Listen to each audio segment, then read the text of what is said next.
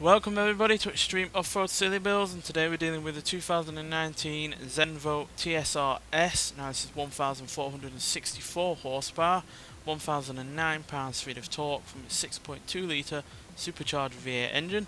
The car itself now weighs 3,175 pounds, has off-road tyres, all-wheel drive and off-road suspension, and it can do 0 to 60 in 2.238 seconds, 0 to 104.050 seconds, and going to a top speed of 247 miles an hour.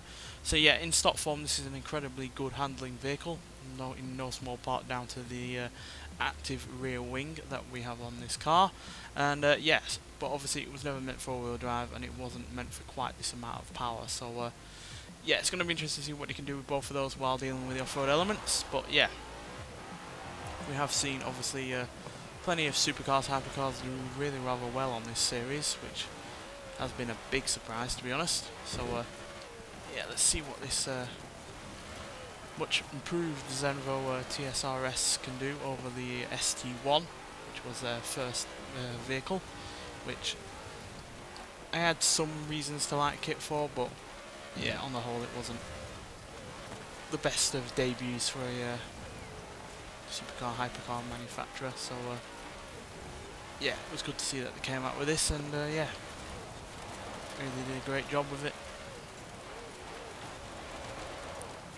So let's see what it can do here.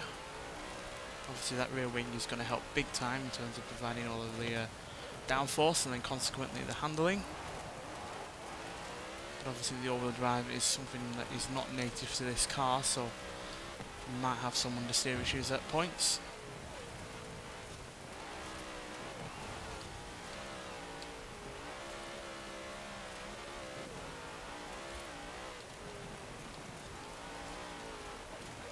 Decent amount of speed on the go. I fear that we're not using all of the power that we have on in reserve, to be honest.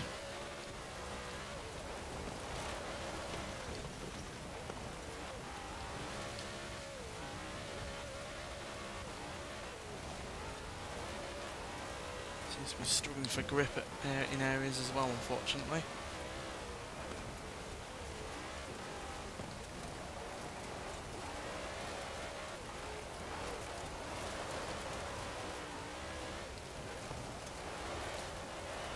Not quite as much understeer as I was expecting, so that's a good thing.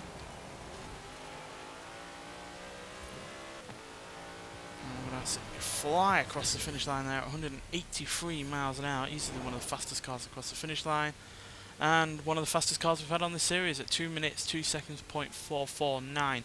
Not quite as quick as say the Porsche 911 GT1 Strasser version or the McLaren F1 GT or the ATS GT, but it has nonetheless been able to manage and beat the Lamborghini Urus, which is obviously an off-road vehicle, the Aston Martin DBS Superleggera, Chevrolet Corvette ZL1, the Maserati Levante S SUV, the Toyota Sleeker GT4, Toyota MR2 GT, and the Ferrari 166MM Barchetta, while only being slightly behind the Porsche 718 RS60, Toyota Hilux Arctic Trucks AT38, and the Ferrari Portofino. So yeah, not quite managed to get into the top 10, but it's not all that far off. It's only just under 0.2 of a second behind the Toyota Hilux, which again is an SUV vehicle with all of the off-road capabilities. So the fact that we're not even all that far off that vehicle is really rather impressive.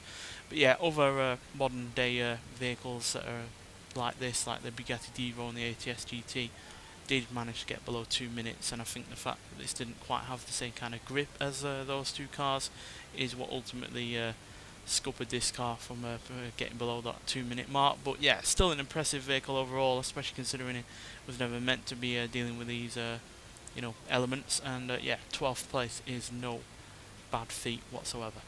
Nonetheless, thanks for watching, and I'll see you in the next one. Bye.